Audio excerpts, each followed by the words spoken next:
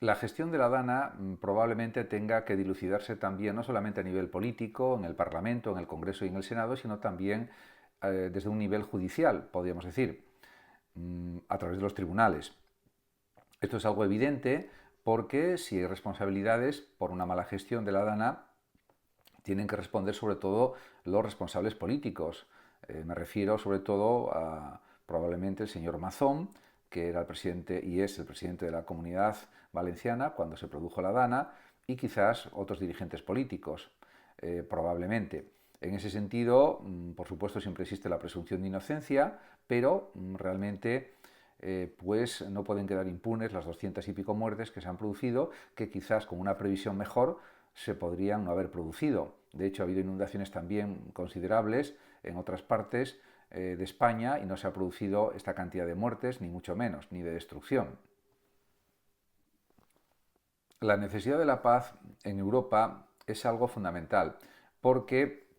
además del sufrimiento y el daño que ya está produciendo la guerra entre Rusia y Ucrania, a todo esto se añade la destrucción de edificios de todo tipo y, en definitiva, la pérdida de vidas humanas, que es también algo terrible. Además, si esta guerra se sigue enquistando, y ya dura unos 1000 días y puede durar más tiempo, puede haber una escalada bélica que lleve al uso de armas nucleares, lo cual sería una catástrofe pues para Europa y para el mundo también, porque se podría producir la Tercera Guerra Mundial, que nadie la quiere, lógicamente. En ese sentido, habría que buscar soluciones negociadas y dialogadas, porque que se extienda la guerra pues 4000 días, 5000 días o 10 años no tiene ningún sentido. Y además eso sigue produciendo pues muchas muertes, muchos heridos, mucha destrucción, y por lo tanto la guerra tendría que detenerse de la forma más rápida posible. 37 billones de células son las que tiene aproximadamente cada cuerpo humano, y ahora se está intentando cartografiar por parte de biólogos y especialistas en estas cuestiones y científicos la función de cada uno de estos billones de células para comprender mejor el cuerpo humano, comprender mejor pues la formación de los huesos, la formación de los órganos, y en ese sentido tratar mejor las enfermedades con medicamentos que resuelvan mejor los problemas causados por las enfermedades orgánicas. En ese sentido, eso también irá favoreciendo el desarrollo de nuevos medicamentos, también favorecerá el conocimiento de la genética de cada persona de forma individualizada, y será una forma de buscar soluciones al envejecimiento celular, a muchísimas enfermedades que hay genéticas y no genéticas también, aunque todas tienen una parte genética también generalmente, y todo esto es algo pues muy positivo. Ralentizar el envejecimiento celular es algo realmente realizable de forma efectiva, y se está comprobando con ratones de laboratorio y otros animales, con muchos experimentos que se están realizando fundamentalmente en Estados Unidos y en otros países del mundo, con resultados muy prometedores y muy esperanzadores, porque se aumenta la duración de la vida de los ratones de forma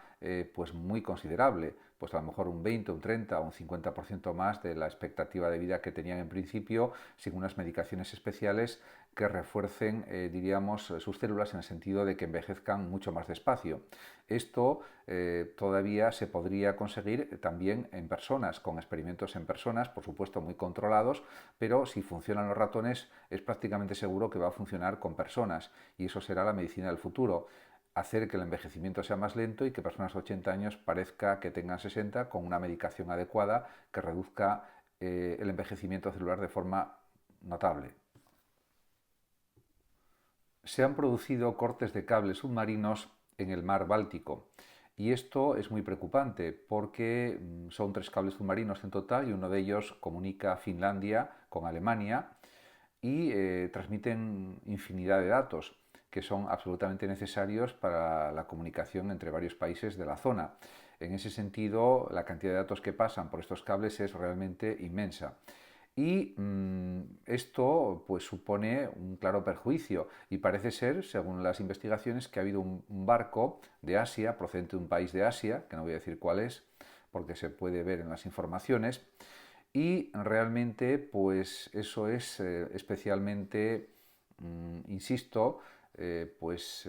preocupante, porque parece que hubiera como una operación para atacar a Europa en todos los sentidos, en el sentido de la comunicación, de la información, de Internet, etc. Los países nórdicos se preparan para una posible guerra en vista de la situación que se está produciendo y que sigue existiendo de conflicto armado entre Rusia y Ucrania, o entre Ucrania y Rusia, como se quiera decir. Y en ese sentido, pues diríamos que los gobernantes de otros países europeos, como por ejemplo Reino Unido, Francia, Alemania, Holanda, Bélgica, España, Italia, etcétera, pues tienen que tomar cartas en el asunto también y darse cuenta de que es un riesgo para toda Europa, no solamente para estos países nórdicos. Y en ese sentido habría que buscar la paz por todos los medios, buscar una especie de negociación, un acuerdo, porque la otra alternativa podría ser una guerra atómica o una guerra convencional también, que fuera más allá de las fronteras de Ucrania y de Rusia. Y eso sería algo también terrible para toda Europa, porque sería como el inicio de una tercera guerra mundial, y eso nadie lo quiere. Tendrían que acabar las hostilidades en la guerra entre Rusia y Ucrania.